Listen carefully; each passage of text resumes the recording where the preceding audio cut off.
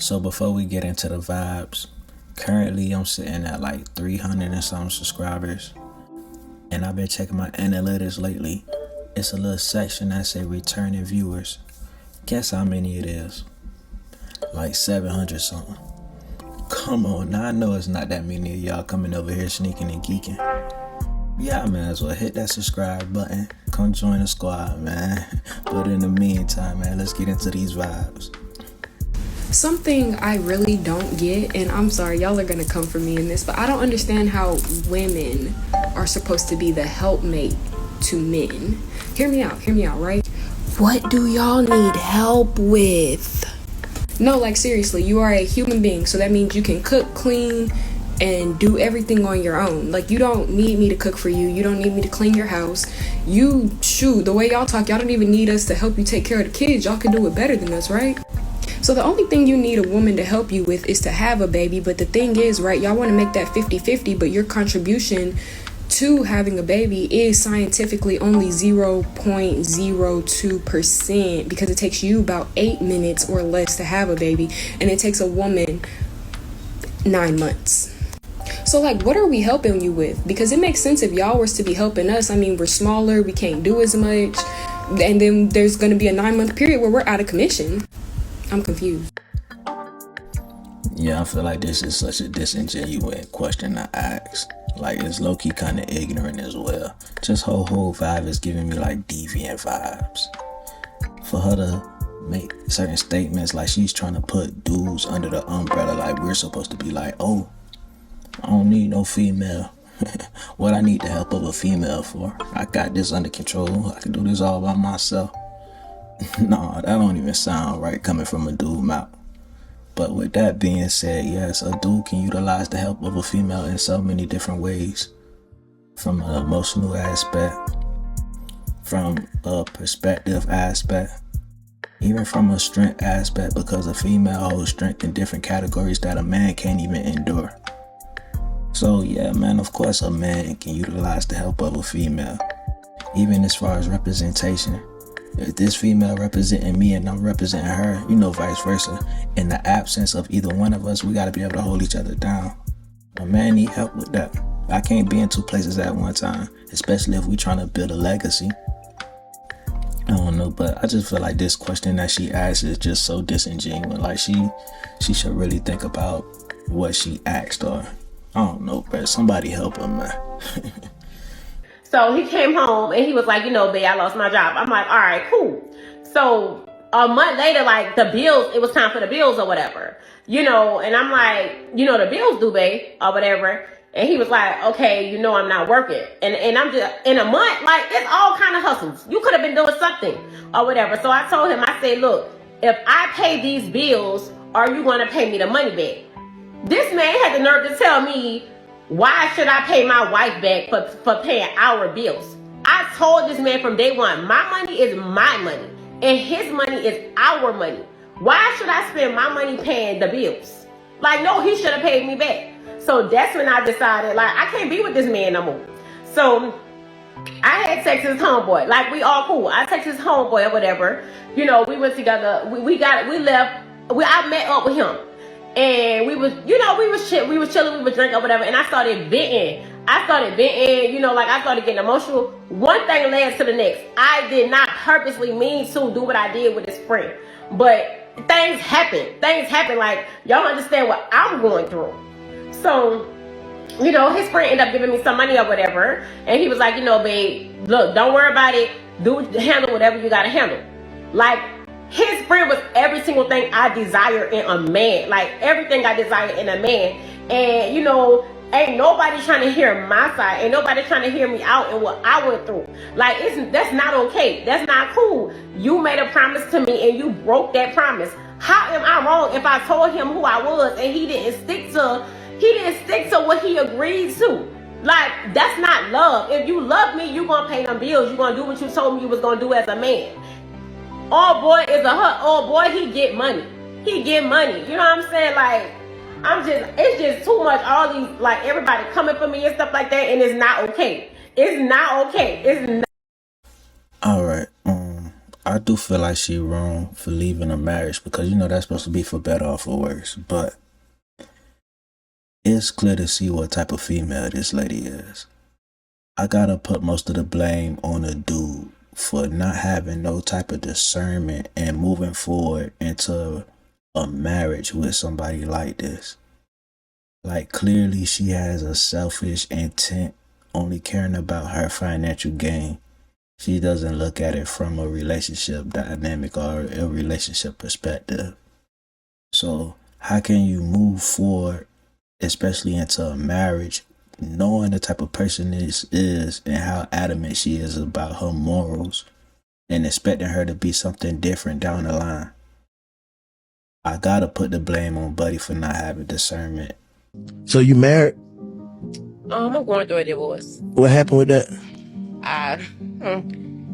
Basically, my husband stopped meeting my expectations. What you mean? So when I met him, when I met my husband, I told him what I expect from a man. The number one rule with being with me is you have to provide. I won't settle for anything less. So my husband ended up losing his job. So he ended up losing his job. He came home and he told me. I'm like, okay, cool. All right. So a month went by and he looked for me to pay the bills. Who paying what bills? So I was going to consider it if he gave me the money back for paying the bills. And he told me no.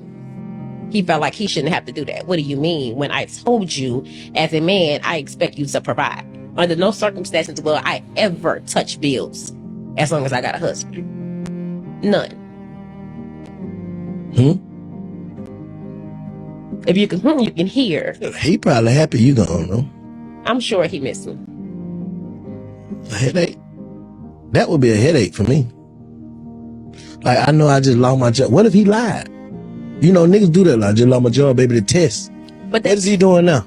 That's childish. Like, what you testing me for? That's childish. I'm saying to see what I got. Now I see what I got. Don't hold me to it, but I think that's the same female that was in the previous video.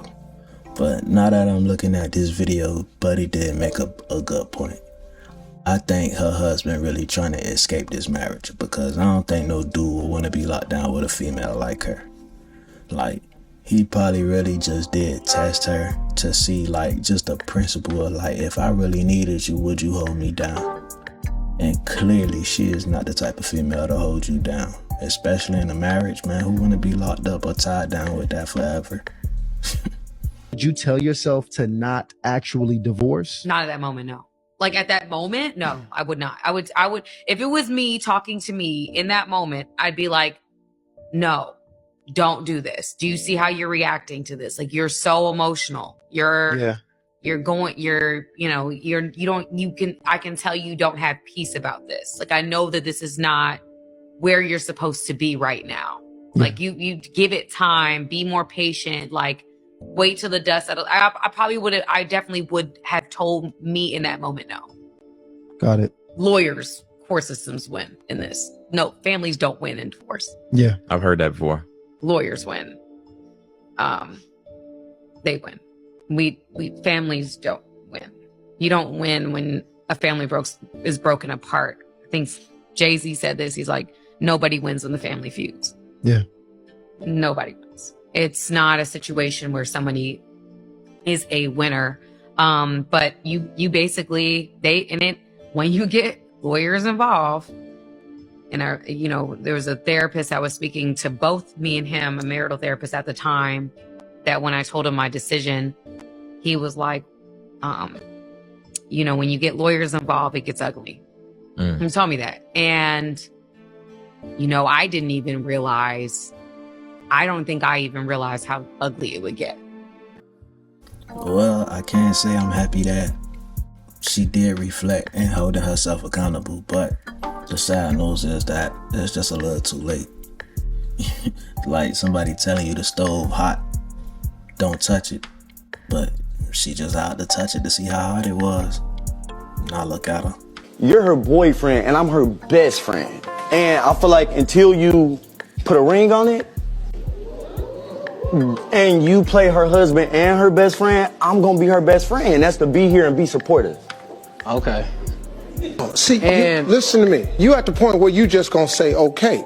So he has laid down the law in your relationship. He says until you put a ring on it, he gonna be here. And I don't feel like that's his place to even say that. You know what? And I didn't come here to go back and forth and play the blame game. We're not gonna play the blame game. I came here to come to a compromise. I'm open to any ideas. If they wanna Okay, cool. I don't know what Steve Harvey talking about, but I'm gonna explain it from my perspective. So Buddy who claiming to be the best friend, it just sounds like he got the keys to the back door, and other Buddy got the keys to the front door. As simple as that. But the dude who got the keys to the front door, it's hard to even consider a marriage knowing that your girl got a best friend like this.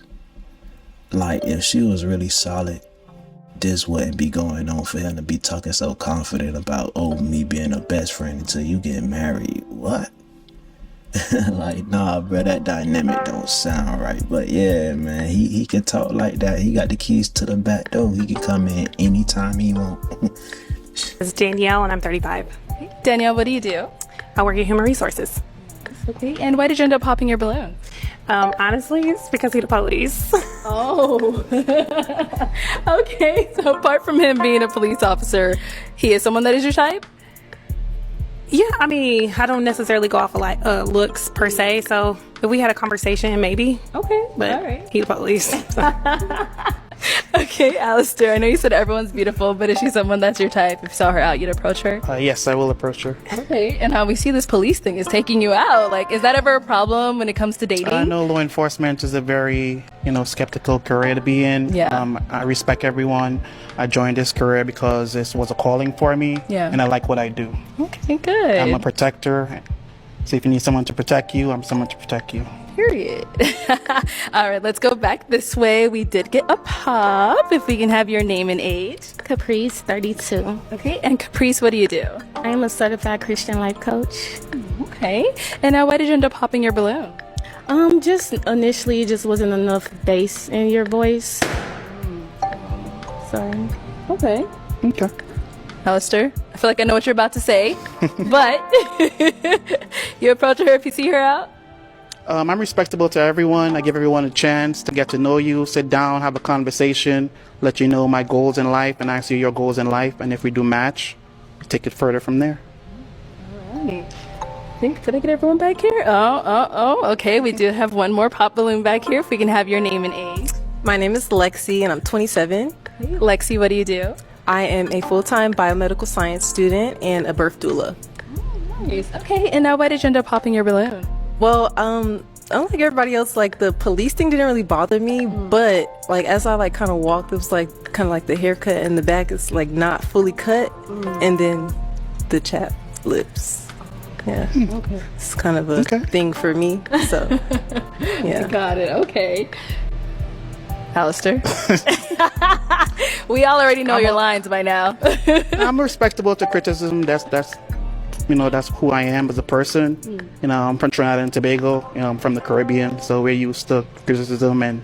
But you're a beautiful individual, and I'm thankful for having me out here. And you all are very beautiful. Thank you. I'm a very respectful person. Thank you. And then we did get one last one down here. All right, if we can have your name and age. Kiana, 32. And Kiana, what do you do? Well, I'm in the health field, CNA, also in real estate, and I'm the supervisor at a shoe store. So yeah, very nice. You're very busy. And now, why did you end up popping your balloon? I just felt like sticking to the code. I didn't have no problem with the law enforcement and whatnot, but I don't know, just feel like I should be sticking to a code, Okay. What do you mean by sticking to the code?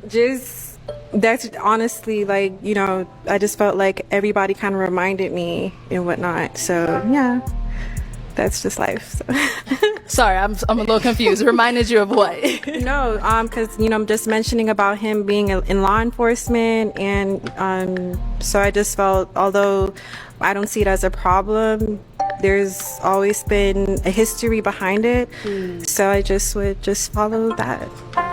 I don't follow too many, but I'll follow that. So yeah. Okay. Yeah. Sorry. Okay, cool. So Alistair, is she someone that you would approach if you saw her out? Yeah, I'm very respectable for every individual that I meet. I'm very respectable. Got it. Thank you. Thank you for having me. Thank you. All right, let's go, Vaughn. Alright, so this was a funny video.